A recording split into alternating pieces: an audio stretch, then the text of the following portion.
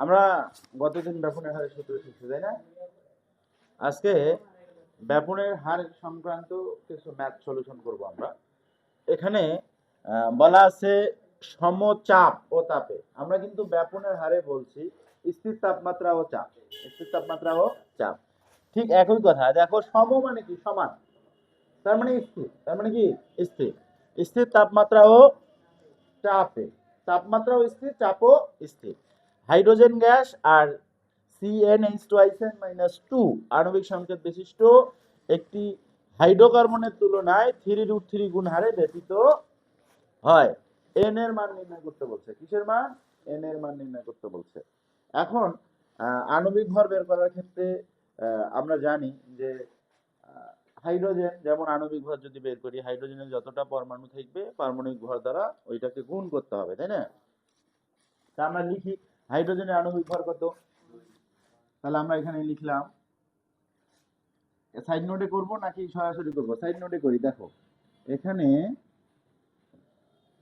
হাইড্রোজেনের আণবিক ভর, হাইড্রোজেনের আণবিক ভর, আণবিক ভর কত বলো তো? m1, m1 কত? 2, m1 কত? 2। তার মানে 1 গুণন 2। পারমাণবিক ভর যেহেতু 1, হাইড্রোজেনের পারমাণবিক ভর 1 না? মুখস্থ আছে সবার? আচ্ছা, তাহলে 1, দুইটা পরমাণু আছে এই জন্য 2 দিয়ে গুণ, 1 গুণন 2 2 হয়। ঠিক আছে? তারপর দেখো এইটার আণবিক ভর কত? এইটাই দেখো CnH2n-2 আণবিক সংকেত বিশিষ্ট, আণবিক সংকেত বিশিষ্ট,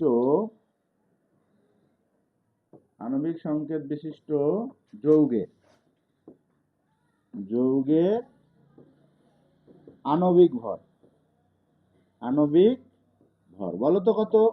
তাহলে এটা হবে m2। কি হবে? m2 হবে। এখন কার্বন কত? কার্বন কত? পারমাণবিক ভর কত? 12। পারমাণবিক সংখ্যা 6, পারমাণবিক ভর 12। তাহলে 12 গুণন কত হবে? 12 গুণন n হবে। 12 গুণন n, বুঝতে পারছি? তারপর যোগ। এখন হাইড্রোজেন কত?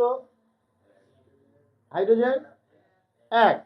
তাহলে 1 এর সাথে 2n-2 গুণ হবে, তাই না?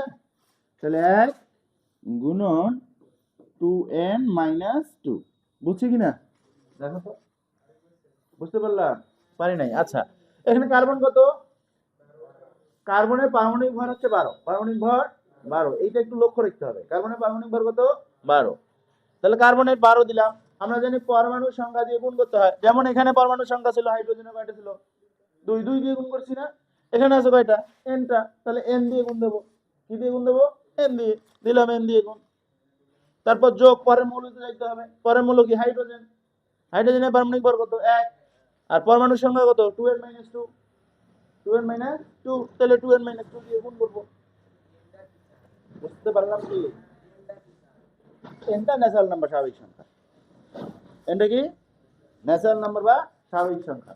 আমরা nটা যদি তোমরা কেউ জানতে চাও তাহলে n বিলং টু n মানে বড় হাতের n মানে স্বাভাবিক সংখ্যা হবে। কোন সংখ্যা? স্বাভাবিক সংখ্যা। এটা মাথায় রাখলেই হলো। এখন বুঝছি কিনা সেটা বলো। বুঝছি? তাহলে এখন কত হয়? এখানে আসে 12n প্লাস 2n-2, তার মানে 14n-2। বুঝতে পারলাম কিনা? বুঝতে পারছি না সমস্যা আছে? তাহলে 12n আর 2n কত হয়? 14n-2 ঠিক আছে? তাহলে যদি হাইড্রোজেন এবং এই যে এই সংকেতটা হাইড্রোকার্বনের, যদি আমি ব্যাপনের হার R1 R2 ধরি, R1 R2 ধরি, তাহলে আমরা ধরে নেই, ধরি হাইড্রোজেন ও CnH2n-2 এর ব্যাপনের হার, ব্যাপনের হার R1 O R2, R1 O R2।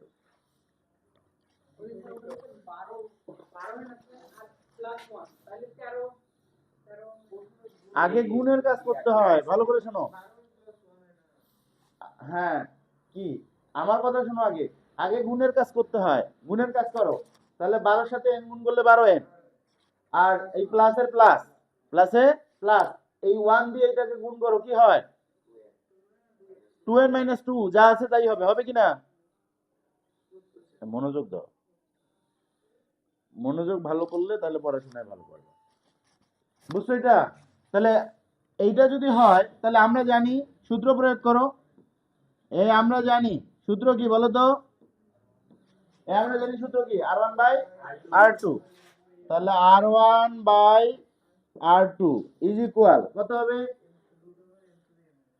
Root over m2 by m1।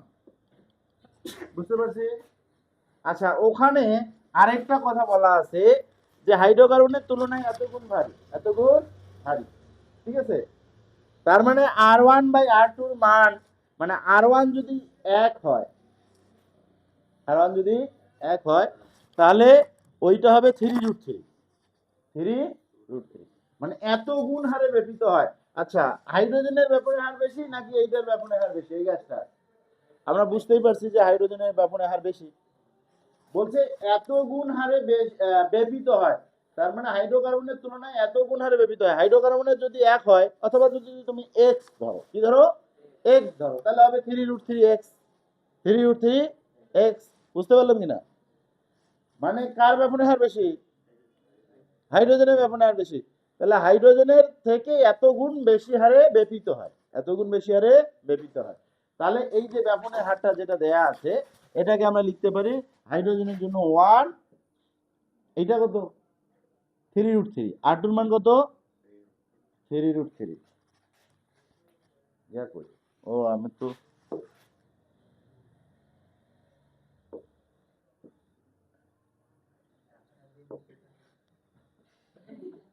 বাহ, প্রশ্নটা আরেকবার ভালো করে পড়ো। বলছে যে আণবিক সংকেত বিশিষ্ট একটি হাইড্রোকার্বনের তুলনায় এত গুণ হারে ব্যাপিত হয়, হাইড্রোকার্বনের তুলনায় এত গুণ হারে ব্যাপিত হয়, মানে হাইড্রোকার্বনের তুলনায় এত গুণ হারে ব্যাপিত হয়।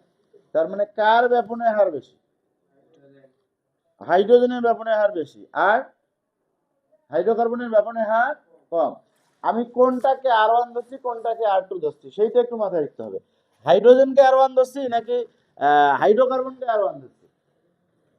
কোনটাকে ধরছি? দেখো, হাইড্রোজেন এবং এইটা, তাহলে হাইড্রোজেনকে r1, এখানে হাইড্রোজেনকে m1, তাহলে হাইড্রোজেনের ব্যাপনের হার বেশি, তার মানে হাইড্রোজেন 3√3, 3√3। তারপর এইটার কি হবে, তাহলে 1 হবে, ঠিক আছে? এটা হবে 1। আর যদি তুমি x দিয়ে করো, x দিয়ে যদি করো, ধরো হাইড্রোকার্বনের ব্যাপনের হার x, হাইড্রোকার্বনের ব্যাপনের হার x, তাহলে হাইড্রোজেনের ব্যাপনের হার কত হবে 3√3x, কারণ হাইড্রোজেনের ব্যাপনের হার বেশি হবে, হাইড্রোজেনের ব্যাপনের হার বেশি হবে। বুঝতে পারছি? এবার দেখো এটাকে সমাধান করি। তাহলে r1 বাই r2, তাহলে r1 এর মান 1, আর এটার মান 3√3, 3√3 ইকুয়াল কত হবে, রুট ওভার m2 এর মান কত, m2 এর মান হচ্ছে 14n minus 2, 14n minus 2, 2 by m1 এর মান কত, m1 এর মান হচ্ছে 2। এখানে একটু সমস্যা হয়েছে, আমরা বলছিলাম যে r1 এর ব্যাপনের হার বেশি নাকি r2 এর ব্যাপনের হার বেশি? r1 এর ব্যাপনের হার বেশি, তাহলে এইটা যাবে উপরে আর এটা আসবে নিচে। বুঝছি কিনা? তাহলে ওই অনুসারে করতে হবে, নাহলে ঝামেলা আছে। তাহলে কার ব্যাপনের হার বেশি? কার ব্যাপনের হার বেশি? r1 এর। তার মানে 3√3, 3√3 বাই 1, বুঝছে? হ্যাঁ, এখন সলিউশন করো, উভয় পক্ষে বর্গ করো। বর্গ করলে কত হবে? উভয় পক্ষে বর্গ করবা, উভয় পক্ষে বর্গ করবা। দেখো বর্গ করি, 3√3, আবার এলা বুঝাবো প্রয়োজনে, ঠিক আছে? 3√3 বাই 1 এর দেওয়ার দরকার নাই, তার উপর স্কয়ার, আর এটার স্কয়ার রুট কাটা গেলে হয় 14n মাইনাস 2 বাই 2। বুঝছি না? আচ্ছা, তাহলে কত হয়, এটা কত হয়, এটা হয় 27, 27, ইকুয়াল 14n মাইনাস 2 এই বাই কত বাই 2। তাহলে বাকি লিখতে পারি 27 দুগুণ 54, তাহলে 14n মাইনাস 2 ইকুয়াল 54। তাহলে 14n সমান সমান 54 আর 2 56, বা n ইকুয়াল কত হবে 56 ভাগ 14, n ইকুয়াল হয় 4, 4 14 56, 4 14 56। এইটা প্রয়োজনে আবার বুঝাই দেবো, তোমরা আগে তোলো।